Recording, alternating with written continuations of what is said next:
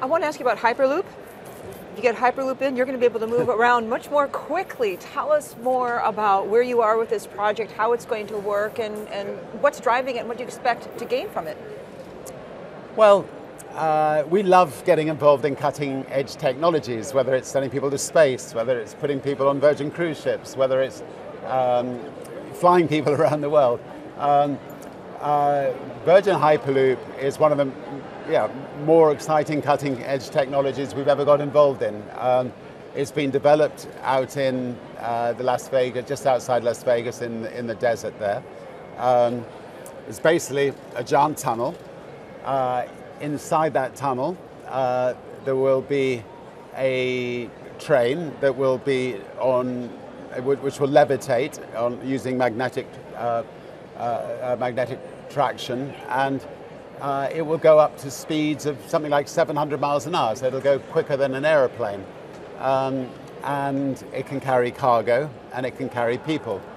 So if you just take a little country like Great Britain, we can take people from Scotland to Edinburgh, or Scotland to Glasgow, Scotland to London, or vice versa, in about 45 minutes. Today it takes about 5 hours. So it can be transformative for a country. If you take cargo, the ports are full of lorries coming in and out of ports on possibly very valuable real estate. We could actually unload the cargo in an island just off the port, whisk it 20 miles inland in no time at all. And then the lorries can go 20 miles inland, and all that valuable space on the ports can be turned into houses or other things. So I think it's a really, really, really exciting thing, and we're proud to be involved with it. How expensive will it be to actually build something like this? It'll be a lot cheaper, we believe, than building conventional railway networks. And of course, conventional railway networks have a lot of intrinsic problems attached to them, and you don't go that fast on them. So I think that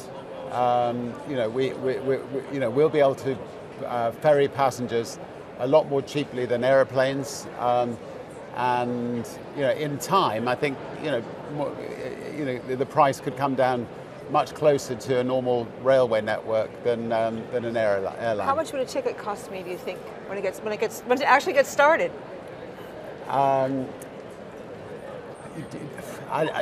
Somewhere between the price of a train ticket and an airline ticket, but you'll get there much quicker. How difficult in this day and age? You've got to obviously, it's close to the ground still.